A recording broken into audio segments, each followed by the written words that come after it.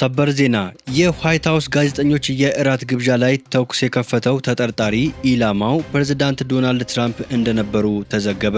ተጠርጣሪው ግለሰብም በቁጥጥር ስር ውለዋል። ይሄ ተጠርጣሪ ማን ነው የሚለውን በእነዚህ ጉዳዮች ዙሪያ አሁን የተሰሙ ሰበር መረጃዎችን በዝርዝር ይዣለው ታደምጡታላችሁ። በሌላ በኩል ከእስራኤል አስደንጋጭ መረጃ ተሰምቷል። የእስራኤል ጠቅላይ ሚኒስትር ቤንያሚን ኔታንያሁ የተኩስ አቁም ስምምነቱን ጥሰው ጦርነት አውጀዋል። ይህንንም በዝርዝር ታደምጡታላችሁ።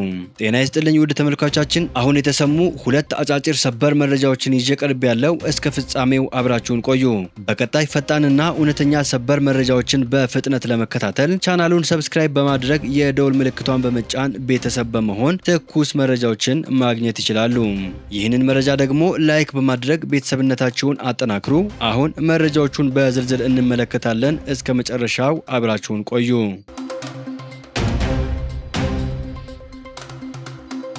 በቅድሚያ በዋይት ሃውስ የጋዜጠኞች የእራት ግብዣ ላይ ተኩስ ቢከፈትም ትራምፕ ጉዳት እንዳልደረሰባቸው ተገለጸ።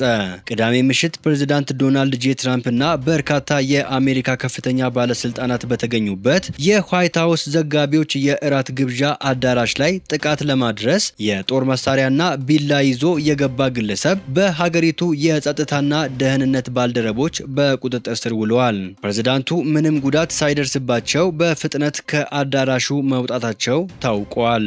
እንግዶች ጠረጴዛዎች ስር የተሸሸጉ ሲሆን አንዳንዶቹ ዝግጅቱ ከተካሄደበት የዋሽንግተን ሂልተን ውጪ የተኩስ ድምፅ እንደሰሙ ተናግረዋል። አንድ የፖሊስ ኃላፊ ግለሰቡ ተኩስ እንደከፈተ መናገራቸውን ኤፒ ዘግቧል። አንድ የፖሊስ አባል የጥይት መከላከያ ላይ ቢመታም በጥሩ ሁኔታ ላይ እንደሚገኝ ተገልጿል። ትራምፕ የታመመ ሰው ነው ሲሉ የገለጹት ተጠርጣሪ የ31 ዓመቱ ኮል ቶማስ አለን ሲሆን የቶረንስ ካሊፎርኒያ ነዋሪ እንደሆነ ሁለት የህግ አስከባሪ ባለስልጣናት ለኤፒ ተናግረዋል። ተጽዕኖ ስታሳድር ይከታተሉሃል፣ ተጽዕኖ በማትፈጥርበት ጊዜ ደግሞ ይረሱሃል ሲሉ ትራምፕ ከጥቃቱ ከ2 ሰዓት በኋላ በዋይት ሃውስ ተናግረዋል። ግለሰቡ ጥቃቱን ብቻውን መፈጸሙንና ሌላ ሰው አብሮት አለ ብሎ ለማመን ምንም ምክንያት የለም ሲሉ የዋሽንግተን ከንቲባ ሙሪያል ቦውሰር ገልጸዋል። ትራምፕ በማህበራዊ ሚዲያ ገጻቸው ላይ በለጠፉት ቪዲዮ ተጠርጣሪው የደህንነት መከላከያዎችን አልፎ ሲሮጥ እና የደህንነት አባላት ሲከታተሉት ያሳያል። ለህዝቡ ምንም አይነት ተጨማሪ አደጋ ያለህ አይመስልም በማለት ቦውሰር በሌላ ጋዜጣዊ መግለጫ ላይ ተናግረዋል። እራቱ ግብዣ ላይ ትራምፕ ምክትል ፕሬዝዳንት ጄዲ ቫንስ፣ የመከላከያ ሚኒስቴር ፔት ሄግሴት፣ የውጭ ጉዳይ ሚኒስቴር ማርኮ ሮቢዮ እና ሌሎች በርካታ የትራምፕ አስተዳደር ባለስልጣናት ተገኝተዋል። በሀገሪቱ የደህንነት አባላት ጥበቃ የሚደረግላቸው ሁሉም ባለስልጣናት ከቦታው እንዲወጡ ተደርገዋል። እንደ አውሮፓውያን አቆጣጠር ከ2024 ወዲህ ፕሬዝዳንቱ በአቅራቢያቸው ጥቃት ሲፈጸም ይህ ለሶስተኛ ጊዜ ሲሆን ባትለር ፔንስሊቪያን በተደረገባቸው የመገደል ሙከራ ጉዳት የደረሰባቸው ሲሆን በስፍራው የነበረ የእሳት አደጋ መከላከያ ሰራተኛ መገደሉ የሚታወስ ነው። ፕሬዝዳንቱ ዛሬ ማንም ሰው ከዚህ በፊት አይቶት የማያውቀው ጥበቃ ያስፈልገናል፣ ማንም ሰው ማህበረሰባችንን እንዲቆጣጠር አንፈቅድም ብለዋል። ተጠባባቂ ጠቅላይ አቃቢ ሕግ ቶድ ብላንቼ ቅዳሜ ምሽት ከተፈጸመው ጥቃት ጋር የተያያዙ ክሶች በቅርቡ እንደሚጀምሩና የእራት ግብዣው ላይ ከተከሰተው ጋር የተያያዙ ክሶች ግልጽ እንደሚሆኑ ተናግረዋል። ምርመራው መጀመሩን አጽንኦት ሰጥተዋል።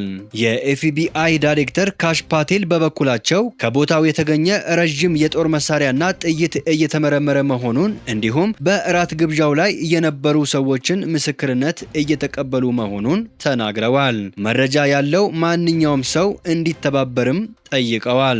እንግዶች እየተመገቡ በነበረበት ወቅት ሁካታ መፈጠሩንና መጀመሪያ ላይ መመገቢያ ሳህን የወደቀ እንደመሰላቸው ትራምፕ ቢገልጹም አንዳንድ ጋዜጠኞች ከ5 እስከ 8 የተኩስ ድምፅ እንደሰሙ ገልጸዋል። እንግዶች በጠረጴዛዎች ስር ለመደበቅ ሲገደዱ የጸጥታና ደህንነት አባላት ቦታውን በፍጥነት ተቆጣጥረውታል። በኋላም የእራት ግብዣው እንዲቀጥል ለማድረግ ቢሞከርም ተሰርዞ በሌላ ቀን እንዲደረግ ተወስነዋል። ግብዣውን እንደገና እናሰናዳለን ሲሉ የዋይት ሃውስ ዘጋቢ ዘጋቢዎች ማህበር ፕሬዝዳንት ዌይጂያን ጂያንግ ተናግረዋል። በዝግጅቱ ላይ የተገኙት አፈጉባኤ ማይክ ጆንሰን ባለቤታቸው ኬሊ ዛሬ ማታ ለሀገራችን እየጸለይን ነው ብለዋል። የምክር ቤቱ የዲሞክራቲክ ፓርቲ መሪ የኒውዮርክ ሐኪም ጄፍሪስ በበኩላቸው በአሜሪካ የተከሰተው አመጽና ትርምስ ማብቃት አለበት ሲሉ ተናግረዋል።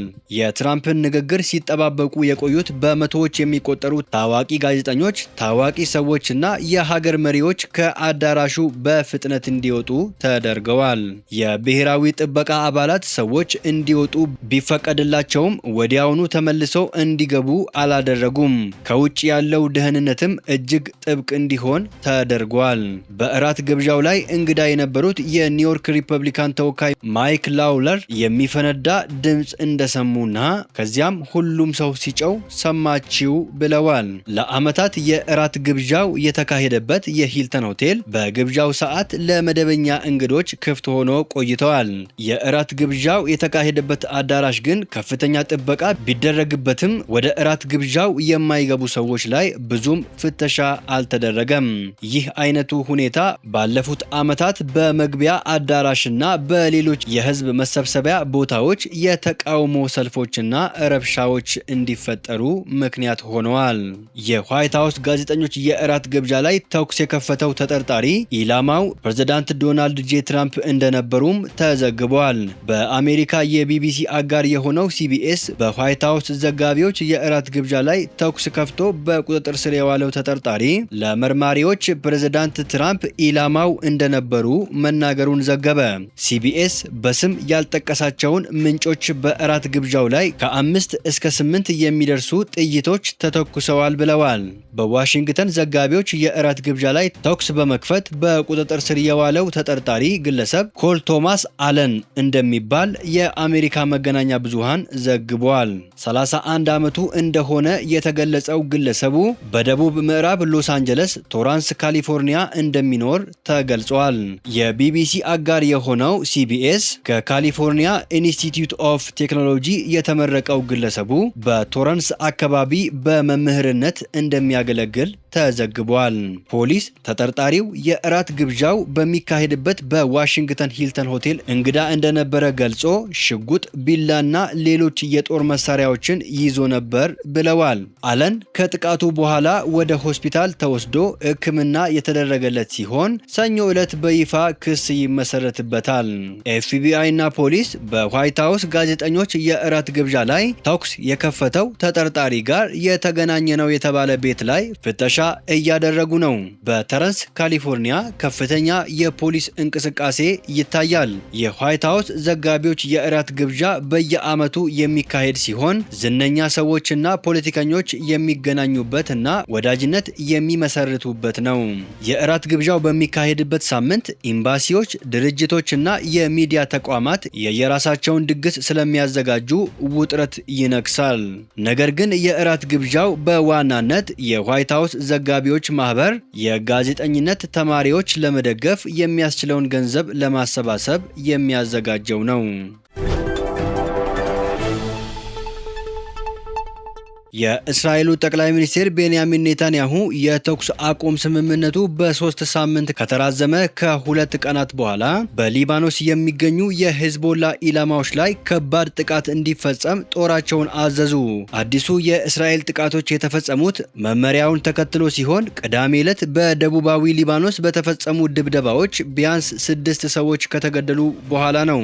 በሁለቱ ወገኖች መካከል የተደረጉ ተጨማሪ የድንበር ተሻጋሪ የተኩስ ልውውጦች ስምምነቱን ደካማና በቀላሉ ሊፈርስ የሚችል መሆኑን አሳይተዋል። በሂዝቦላና እስራኤል መካከል የሚደረገው ውጊያ ቀንሶ በነበረበት ወቅት ሐሙስ ዕለት በዋሽንግተን በተካሄደው የሁለቱ ሀገራት ልዑካን ውይይት የተኩስ አቁሙ ተራዝመዋል። ቅዳሜ ዕለት እስራኤል በናባትህ በምትገኘው የሆሞር አልሻኪፍ ከተማ በጭነት መኪናና ሞተር ሳይክል ላይ በፈጸመችው ጥቃት 4 ሰዎችን መግደሏን የሊባኖስ የጤና ሚኒስቴር ሚኒስቴር አስታውቀዋል።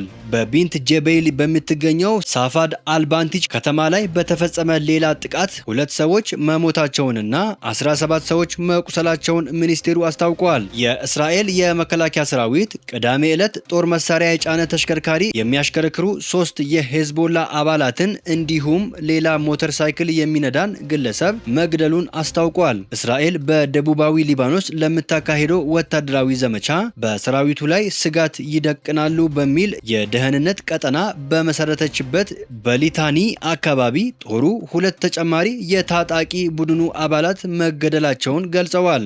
የመከላከያ ሰራዊቱ በኋላ ላይ በማልኪያ አካባቢ አጠራጣሪ የአየር ላይ ኢላማ መገኘቱን በመግለጽ ክስተቱ የተኩስ አቁም ስምምነቱ ተጨማሪ ጥሰት ነው ብለዋል። ውድ ተመልካቾቻችን ለሰዓቱ የተሰሙ ሰበር መረጃዎች ወደ እናንተ ያደረስናቸው ናቸው። ከሰዓታት በኋላ በሌላ ሰበር መረጃ እስከምንገናኝ በያላችሁበት የዓለም ዳርቻ ቸር ቆዩልን። ሰላም ለዓለማችን ይሁን።